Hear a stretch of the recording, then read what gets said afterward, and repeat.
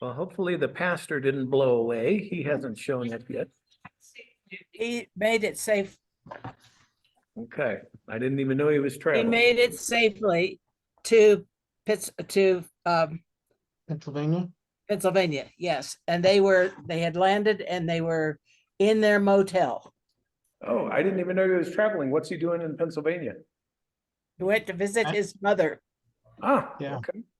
who's having her birthday is in October, but his two sisters and he and his brother were gathering tomorrow, this week, to celebrate her birthday. She's in a nursing home. How old will she be, Joe? 90 something. Okay. I think 90 something, 93 maybe. All right, well, let's get going on the Norman Conquest because I got a lot of stuff to cover. So how many people know anything about the Norman Conquest? What was the celestial body that appeared that people use something? Anybody know? No. Anybody out in Zoom land know what celestial portent appeared? Is there a comet? Halley's Comet, yes. Appeared in 1066. That was the year of the Norman Conquest. One of the more famous years if you're an English history buff. Well, someone wrote a book on that, didn't they? More than one person, yes. Steve Leacock wrote a book that's very funny. All right, so let's recap what we need to know before we get into the Norman Conquest. All right, so I'm going to start the story about the year 1000 AD. So 100 years after Alfred died, 60-ish years after his grandson basically unified all of England, right, under one king. Even though we have an England at this point, we still have the kingdom kind of divided in half in racial terms. We have that area to the north that's still called the Danelaw. Remember, the Vikings had settled that northern half, and when Alfred the Great made his treaty, he kind of divided Britain in half with the Danes, and so that northern half still lived under Danish law and was heavily Danish in population. So we have in the 900s a kind of a respite from Viking raids in England, but then they heat up again at the end of the 900s and around the year 1000, okay? So we're starting to see Viking raids happening again. And as we saw starting with Alfred, we had a series of really capable, really good kings. We had Alfred, we had his son Edward, his daughter Ethelfled, his grandson Ethelstan, who completed the reconquest of England. When we get to the end of the century, we have the opposite. We have a very bad king whose nickname is Ethelred the Unready, okay?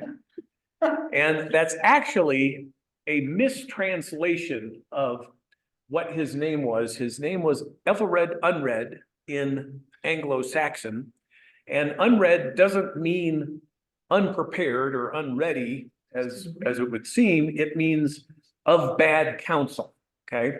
So it's still a pejorative, but as you're going to see, the unready is an apt description for King Ethelred. So Ethelred had come to the throne in very bad circumstances. His brother inherited the throne, and some of Ethelred's followers murdered his brother, and that's how Ethelred came to the throne and was never really viewed as legitimate by his subjects. And he was always mistrustful of the people around him. And so had a bad working relationship with the rest of the English and was a bad king as a result of that. So when these Viking raids are happening, Ethelred never really figures out how to cope with the Viking raids, and he ends up paying the Vikings to go away. Just every year they would come and he would increasingly pay them more and more money to just leave England alone. And to pay for this, he has to levy a tax on the English people called the Danegeld, okay? Which literally means Dane money, okay? It's the money you're paying in taxes so we can pay the Danes to go away. And at the same time, the Vikings are a particular problem for the English because if the English meet them at sea and defeat them, they have found a safe harbor across the English Channel in Normandy. So Normandy is kind of a hostile power as far as England is concerned. We need to talk a little bit about Normandy to understand why that is. So we turn the clock back to about 900 AD. So we're going back 100 years, back to the time when King Alfred dies. And this is the height of the Viking raids, right? They're raiding England, they're raiding Ireland, they're raiding, as we saw in Eastern Europe, those raids are starting at this time, and they're raiding France. And so we get a Viking leader named Rolf the Walker. And he's called the Walker because he's so tall that legend has it that he can't ride a horse. His feet will drag on the ground if he tries to ride a horse. So they call him Rolf the Walker as a result of that. The guy who's king in France at this time is a king whose nickname is the Simple, okay? So it gives you an idea of the quality of leadership that Rolf the Walker is dealing with. So Rolf and his bands continually raid northern France and down the rivers of France. And what Charles the Simple decides to do is to do basically what the Britons did when they hired the Anglo-Saxons as mercenaries.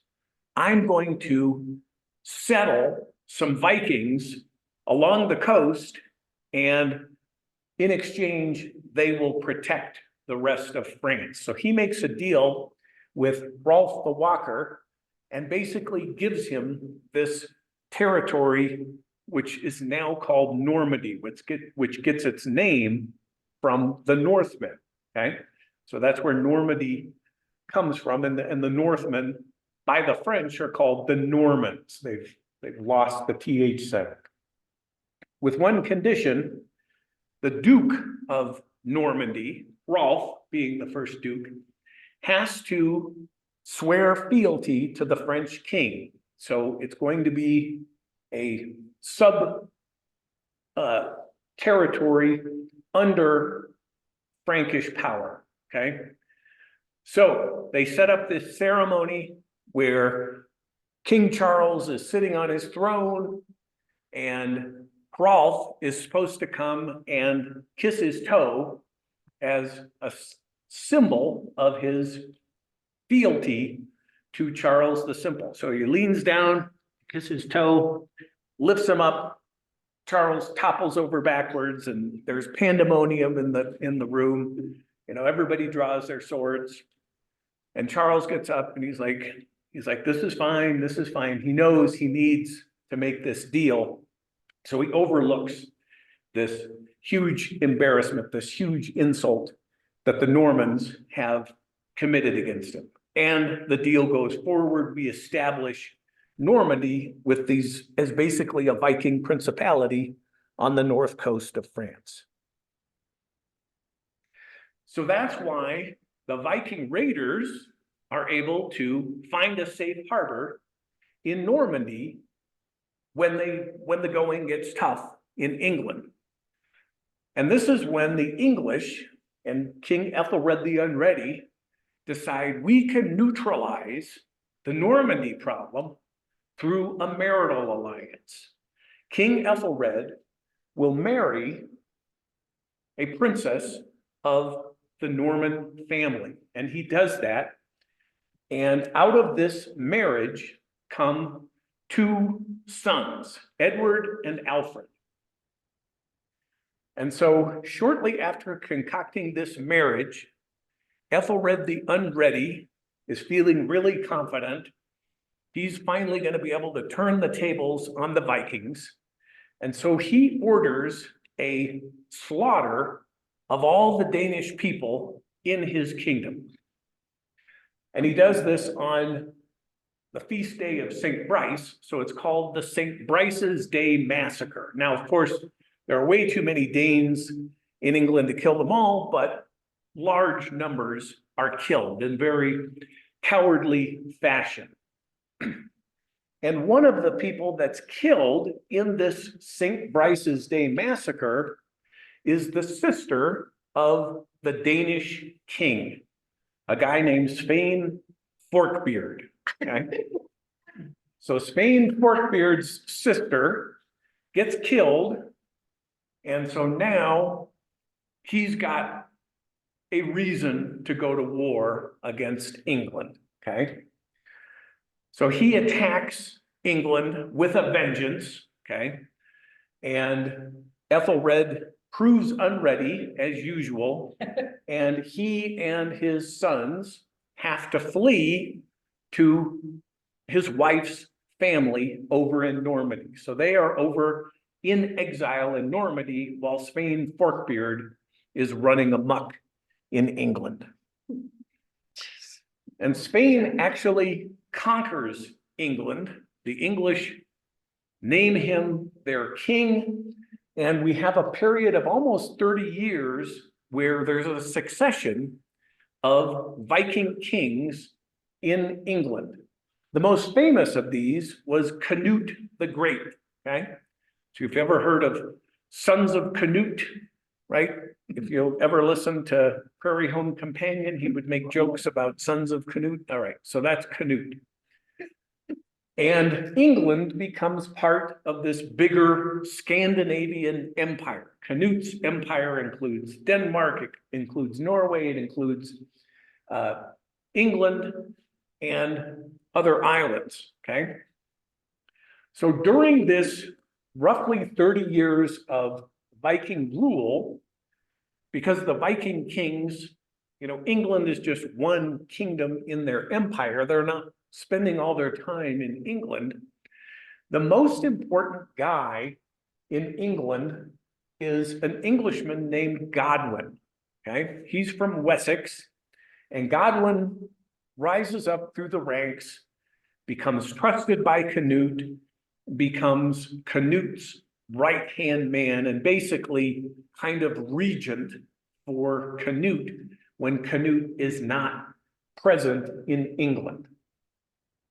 So the Danish kings are in charge. Godwin is minding the store.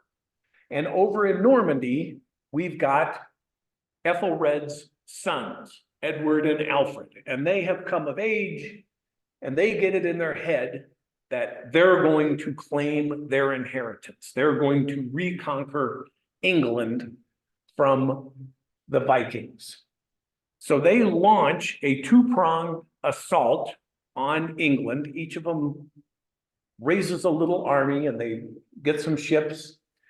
And Edward's attempt is a complete fiasco. He's repulsed and sails back to Normandy, but his brother Alfred gets captured, and Godwin gets hold of Alfred and sends word to the Danish king that he's got this attacker, this would-be usurper, and we don't know who exactly is responsible for this, but somebody blinds Alfred by gouging out his eyes, right? We saw this happen in the Pope's forgery class. Well, that practice has moved north. And Alfred, as very often is the case, Alfred dies of his wounds.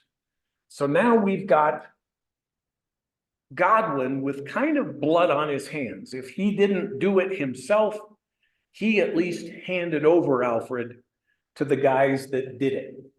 And that's going to be an important dynamic between Godwin and Edward. So we get to 1042 AD, the last of the Viking kings has died, and it just so happens that there's general confusion in the Viking world, okay? So there's no strong claimant from the Viking line of kings to England. So enter Edward again. Edward returns. He's of the famous lineage, the dynastic family of Alfred the Great, going all the way back to the legendary kings who conquered Britain from that line. And so he's got a strong claim to the throne. So he comes over to England. And the interesting thing about England at this time is that the kingship was kind of an elective monarchy. Now, they didn't just choose anybody.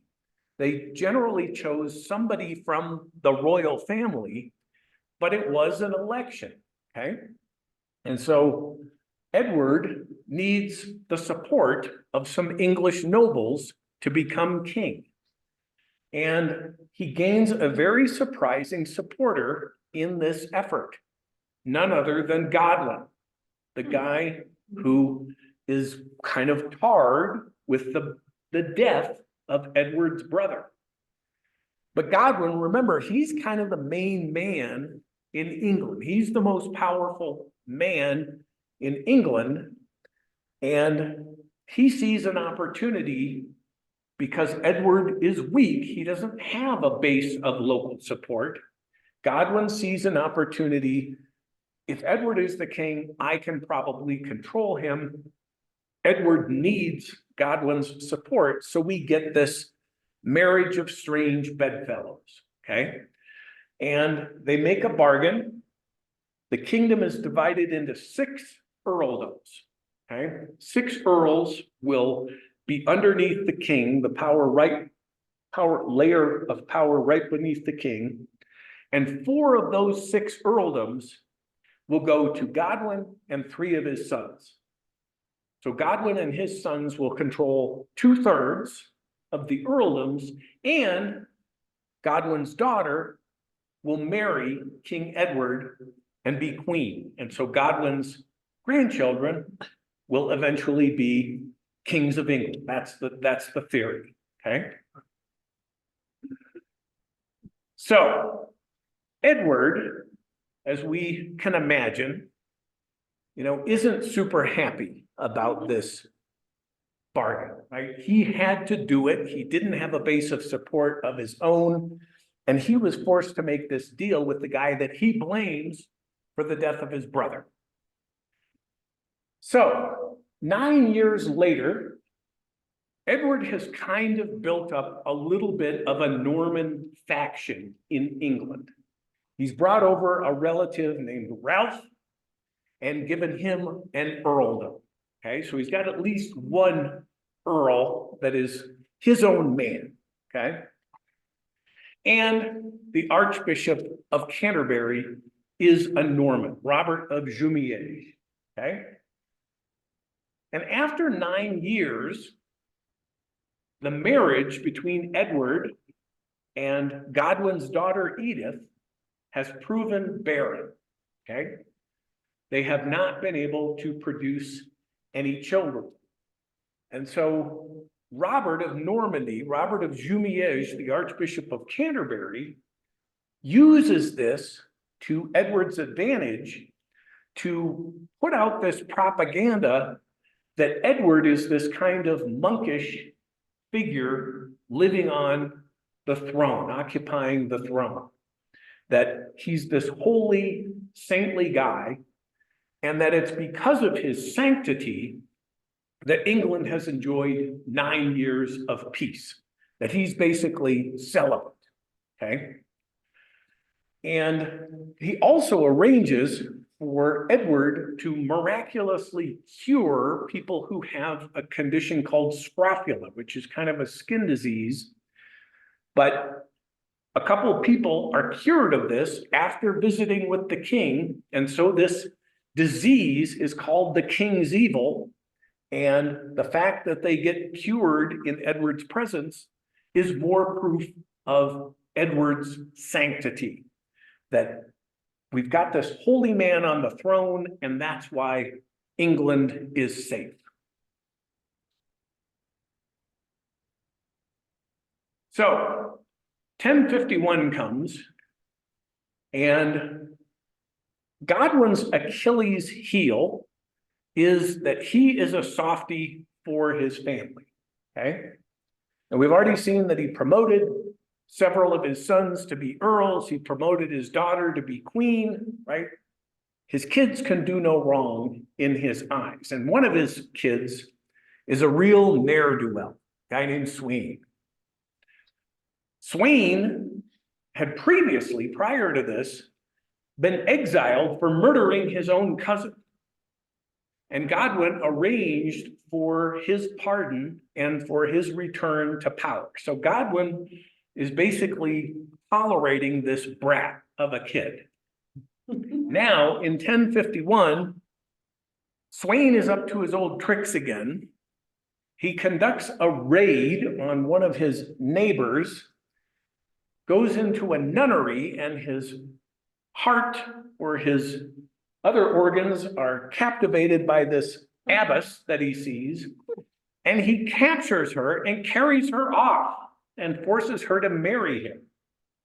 So he has captured a nun, okay, which is just as bad in that age as it would be today. So this is a major scandal in the kingdom. So now we've got Godwin basically defending this evildoer, his son Sweyn, and against him, we've got the saintly Edward, King of England. So Edward orders Sweyn to appear for royal justice, and Godwin can't bring himself to allow this to happen. So he marches with Sweyn and an army to where the king is, and now it's basically Godwin is in rebellion. And as his army moves to meet this saintly King Edward, Godwin's army starts to melt away. The guys following him realize that the cause is unjust, right? Sweyn, we know he's a dirty dog. He's captured this nun. We can't support Godwin against him. So Godwin and all of his sons are forced into exile. And now Edward is finally in control for real, right? He's gotten rid of the real power behind the throne. And to cap things off, he banishes his queen, Godwin's daughter, Edith, to a convent. And Robert of Canterbury circulates the rumor that she has been adulterous. So they're tarring her name, and that this is why she's being banished to a nunnery. So the humiliation of the family of Godwin is complete. Edward and the Norman faction are finally in control in England. And then we get to the Christmas court, Christmas of the year 1051. And this is where Edward invites his distant relation, William, who at that time is Duke of Normandy. So we're going to talk about William of Normandy. William of Normandy was originally called William the Tanner. His mother was a peasant woman whom his father, the Duke of Normandy, his father saw this young peasant girl bathing in a river. He was overcome with lust. So he takes her, impregnates her, and the result of this coupling is William. Her father had been a tanner, right? A tanner takes hides and turns them into leather. And in this day and age, the way you did that, the chemical you used to do that was urine, okay? So if you're a tanner, that's about the stinkiest, grossest job that a person could have. So William, this illegitimate child, is sometimes called William the Tanner as a way of diminishing him, okay? It's a nickname that will follow him and that he absolutely hates because it reminds people of his illegitimacy on the one hand and his low birth on the other. So his father is the Duke of Normandy, Robert, nicknamed the Devil. And he gets this nickname because he was suspected of poisoning his brother in order to get the ducal throne. And at this time, remember, Normandy was comprised of Vikings. Now we're 100 years removed from that, or 150 years removed, but the nobility in Normandy still has that Viking energy, that Viking spirit. They're very unruly. They're always chomping at the bit to go to war. And so to be a duke in Normandy, you have to be a very tough and a very ruthless individual. And Robert the Devil is that kind of individual. He's constantly having to make war against his own nobles to keep them in line. So when William is a little boy, Robert finally gets a fit of conscience over all the evil deeds he's done, perhaps poisoning his brother, certainly making war against all of his underlings. And he decides to atone for the many sins of his life by making a pilgrimage to Jerusalem. And he's going to do this on foot. He's going to do it barefoot, okay? Walk from northern France to Palestine, okay? So he does this, but before he goes, he realizes he better make arrangements for the succession to his throne, because this is a very dangerous journey to make. You're traveling through a lot of hostile lands. The Muslims control a lot of that territory at this point.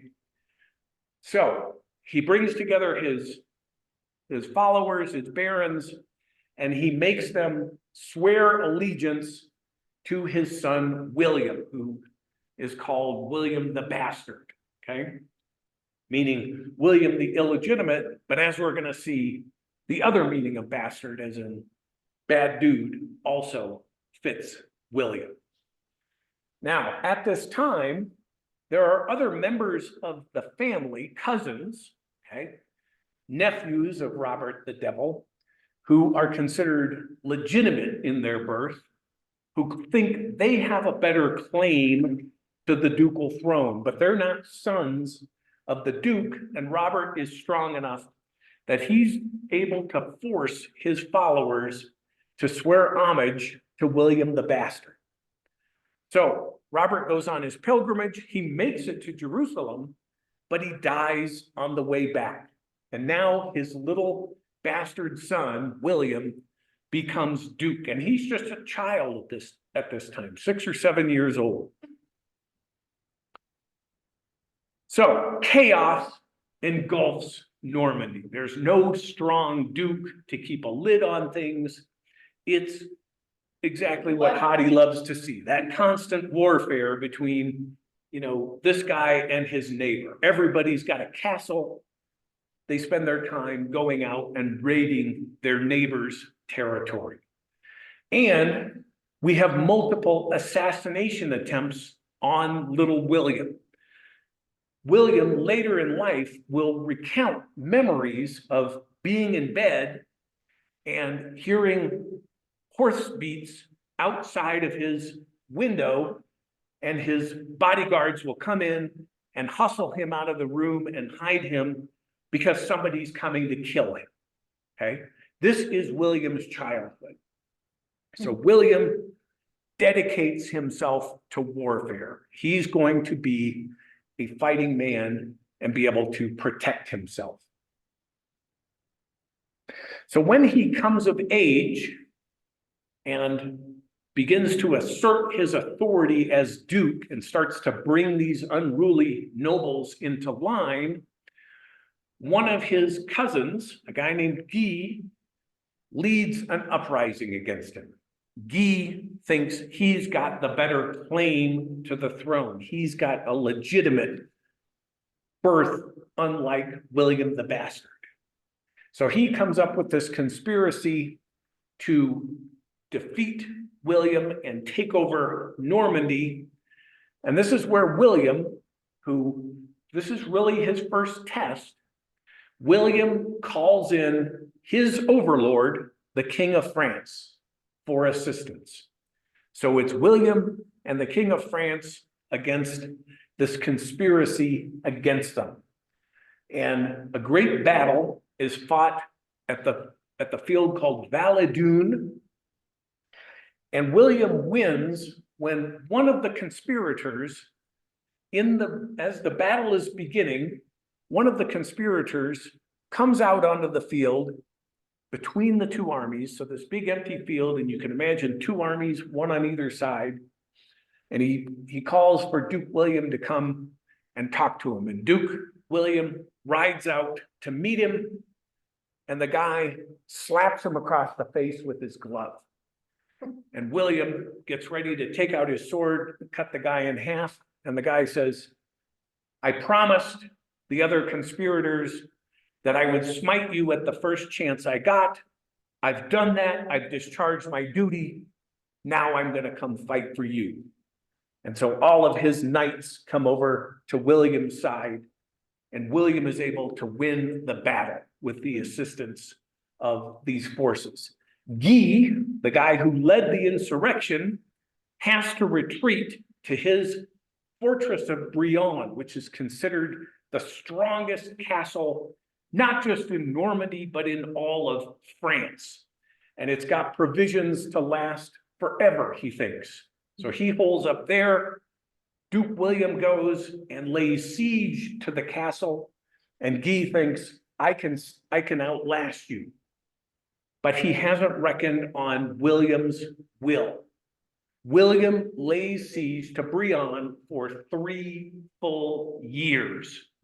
He is not going to give up. If you defy William of Normandy, you are going to pay the price. That's the lesson of this. And finally, after 3 years, Guy is on the brink of starvation, finally has to surrender to his cousin William. Wow. So William is invited to Edward's Christmas court. And remember, Edward has finally freed himself of the family of Godwin and feels like he's in control of his own destiny now. So at this Christmas court in 1051, he names William as his heir. Oh. If I die, William of Normandy becomes King of England. Okay. Now remember that the way it works in England is it's an election. Okay. One of the factors that weighs heavily when the wise men of England get together to make their choice is, what did the previous king want? Okay, so William's going to have that going for him. So Edward asks the men at his court, the English men at his court, to swear their allegiance to William, which they do. But about this time, public opinion is starting to turn against Edward. People meet William when he comes, and as we've seen, William is a hard-nosed individual, right? He was raised in terrible circumstances. He's not a pleasant fellow, right? And they can tell he's going to be a difficult lord if he becomes king of England. So even though they've sworn to support him, people start talking and they're like, man, do we really want to have this guy for our king? And the answer is no. People are also feeling sympathy for Edith. She was very popular as queen. And when Edward put her in this nunnery and started spreading these slanderous rumors about her, it backfires on him. They like Edith. They don't like what the Norman Archbishop of Canterbury has done in besmirching her reputation. Another thing happens. Remember, we have this Norman earl by the name of Ralph. Ralph is an earl out in the western part of England on the border with the Welsh, right? The Welsh and the English have been fighting each other ever since the Anglo-Saxons invaded, right? Wales is where the Anglo-Saxons shoved all the British people, and the Anglo-Saxons never conquered Wales. That's part of the Celtic fringe, okay? So Ralph is an earl out there right on the frontier with the Welsh, and at this time we have a very capable Welsh king named Griffith who leads an attack on Earl Ralph, and Ralph has got knights who fight in the Norman fashion on horseback. So he thinks he's all of it and more, goes to fight this Welsh army that's invading, and Ralph and his knights end up retreating from the battlefield. And after this, Ralph gets the nickname Ralph the Timid. So Ralph has embarrassed himself, he's embarrassed Edward, and it's all part of this picture of we don't like the Normans. We don't like the Norman Archbishop of Canterbury. We don't like William of Normandy. Ralph the Timid is a dink out there.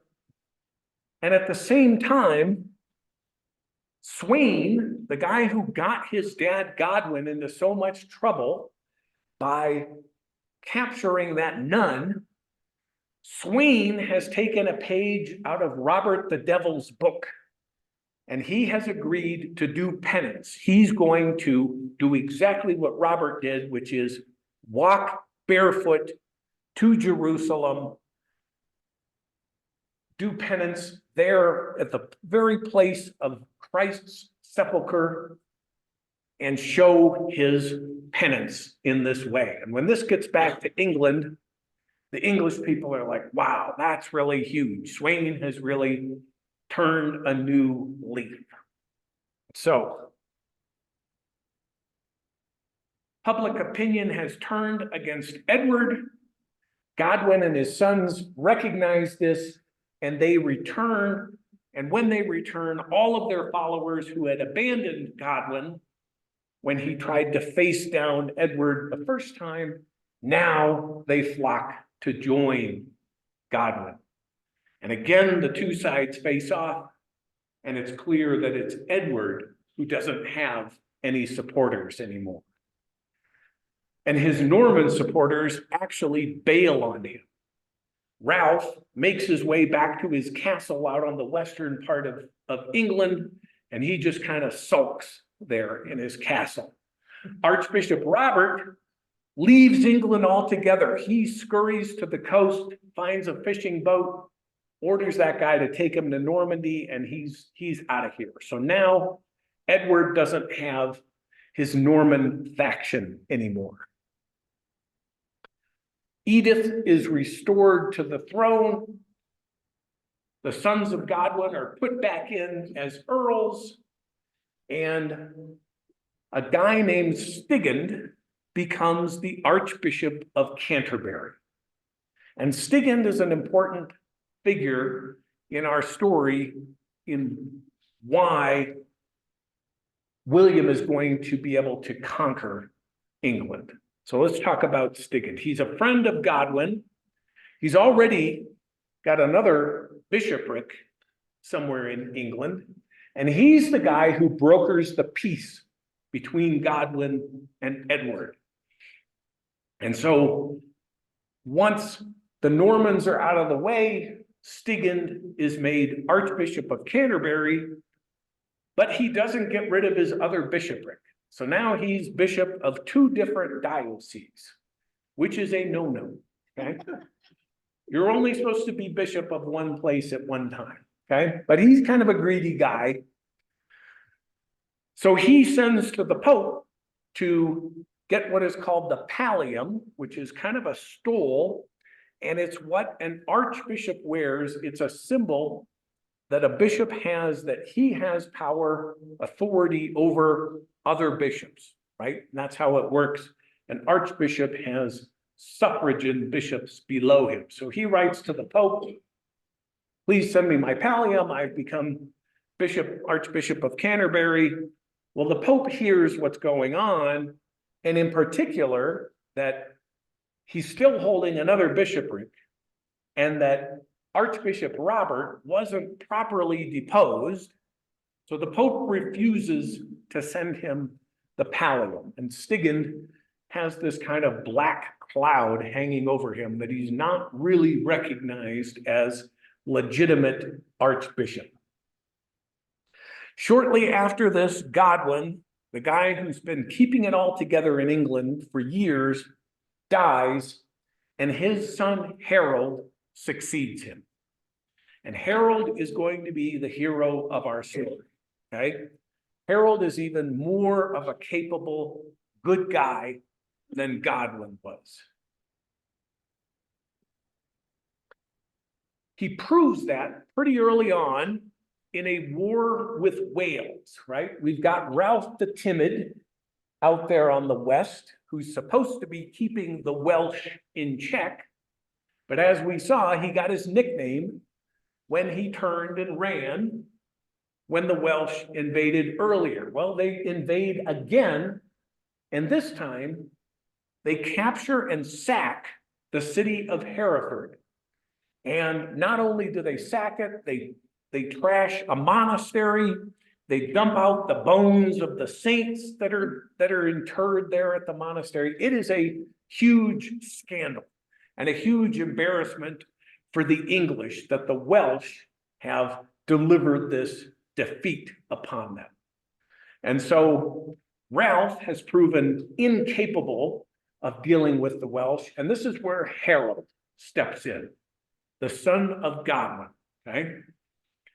He conceives an invasion of Wales, and Wales geographically is very mountainous, very difficult for an army to operate in, very easy for the Welsh people to find hiding places when the English show up. That's why they've never been able to conquer Wales. And typically you don't fight campaigns in the winter, but this is where Harold shows his military brilliance. He does the unexpected and leads a 2-pronged assault into Wales in the middle of winter, hoping to catch the Welsh king Griffith unsuspecting.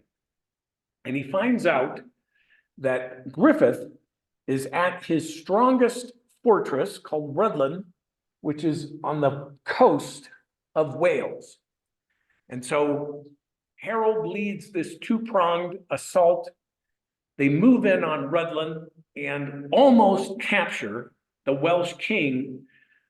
They don't get him, but it's so clear that they're going to, that some of the Welsh followers of the king kill him themselves.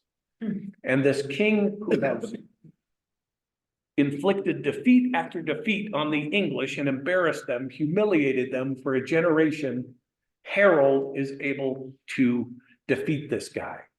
So he becomes the man in England. He proves he's every bit the warrior and the leader that his father was, and more. He becomes so famous that overseas, they talk about him with terms that have never been used for an English earl. In France, they call him the Duke of the English. Not Duke of Wessex, not Earl of Wessex, which is his formal title, but Duke of the English, as if he's kind of the second in command, or really the power behind the throne. Another term that's used for him is subregulus, or under king. There's no such office, but it's a term that people use, and it shows us people recognize that Harold is really the strong right arm of King Edward. And so we get to the year 1064, 2 years before the conquest. Harold, again, is the man, and Harold sets out on a ship, and we don't know exactly what he was doing on this ship. He might have been trying to sail along the southern coast of England for a hunting expedition, or it's possible he was going to Normandy to conduct some diplomacy. But whatever, his ship is shipwrecked on the coast of France, not in Normandy proper, but in Ponthieu, which is to the east of Normandy. And Ponthieu is led by a baron who is one of these unwilling vassals of the Duke of Normandy. Formally, William has authority over him, but this guy is going to take every opportunity he can to defy William. And at the first sign of weakness, he's going to rebel against William. So Harold is shipwrecked, and his ship lands in Ponthieu, and it's a Frankish custom that if a ship is shipwrecked, the lord of that area gets to claim everything on the ship, including the people. So he takes Harold captive. And he probably doesn't realize right away just how valuable a hostage he's gotten, okay? But once William finds out that Harold Godwinson is in prison in one of his vassals' territories, William orders this guy to hand Harold over.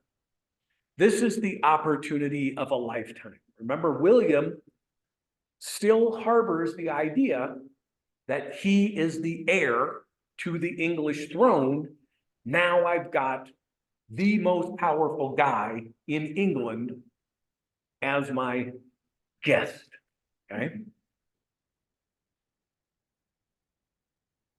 So Harold is forced to spend quite a bit of time with William over in Normandy, and William treats him with all the honors you would expect for somebody of Harold's pedigree.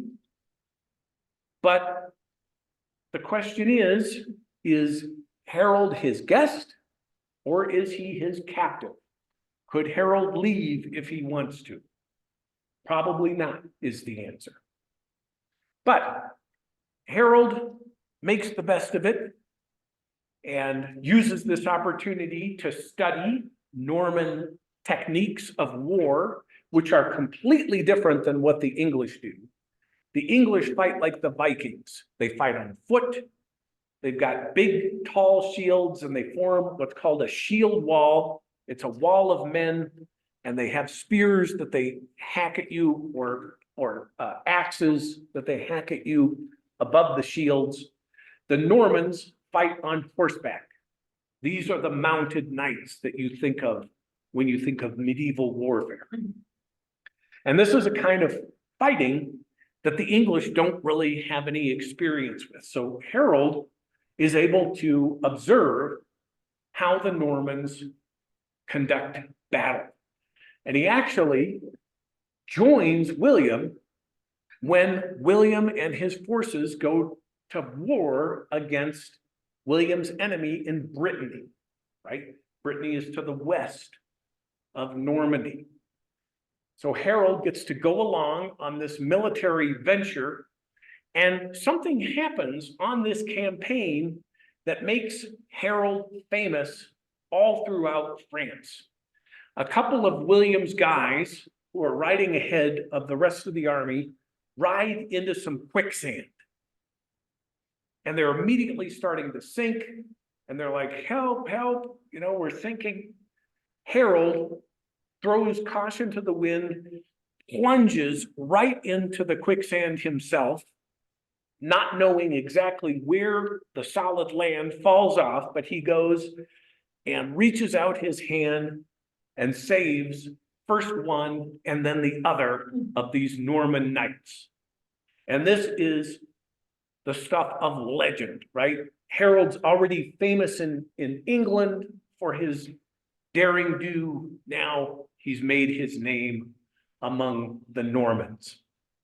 So after this, they go back to the cathedral at Bayeux, and William forces Harold to swear an oath on the holy relics of that cathedral. And the oath is that when King Edward dies, Harold will use all of his power and all of his influence to convince the electors there in England to elect William as King of England. And it's important, this oath is sworn on holy relics, the bones of saints that are kept there in the church at Bayeux. What we've seen in all of my classes on medieval Christianity is that these relics are believed to be holy things. They emanate a holy radioactivity, right? You can be cured of illness by being in the presence of these relics. So if you swear an oath in the presence of these relics, you are swearing an oath in the presence of the saints themselves.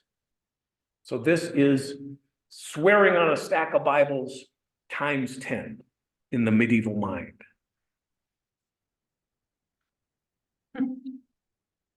So now we get to another of Harold's brothers, Tostig. The kingdom is now divided into 4 great earldoms: Wessex, East Anglia, Mercia, and Northumbria. And Northumbria becomes vacant, and Harold arranges for his brother Tostig to become the Earl in Northumbria. And remember, Northumbria is that part of England that comprises the Danelaw, right? It's mainly Danish in character, and they're used to having their own guy in charge, somebody who's knows how the Danes think, how they operate. But now we've got this member of Godwin's family from Wessex, way in the south, a pure Englishman, as the Earl of the Danes up in Northumbria. And just like Normandy, the people in Northumbria are difficult to contain. You got to be a very wily, a very strong man to keep a lid on Northumbria, just like the Dukes of Normandy. And it's not going to go well for Tostig. Tostig does not have the right temperament to keep a lid on things in Northumbria. So that's where I'm going to leave it tonight. We'll pick up with Tostig and his problems in Northumbria next week. But I'll pause here and ask if anybody's got any questions about what I covered as we build toward the fateful year 1066. Actually, Mike, Yeah. you often reference that when somebody is exiled, what happens when they're exiled? Where do they go? What? Yeah, it depends. So when the family of Godwin was exiled, they actually split up. Godwin and Sweyn, remember Sweyn was the guy who kidnapped the nun. They went to Flanders, okay, which is east of Normandy. And that was a friendly power for them. Harold and Tostig went to Ireland, okay? And so there are different places that you can go into exile, and it kind of depends on where your friends are, okay? But just a place where they would go live out. Yes, exactly. Okay. Fascinating. Any other questions about what we covered tonight? All right, well, thank you guys for attending tonight, and I guarantee you don't want to miss the events that I'm going to cover next week. Exciting All stuff. Good deal. Thanks again, Mike. Thanks, Mike. Thanks so much, Mike. Okay, take care.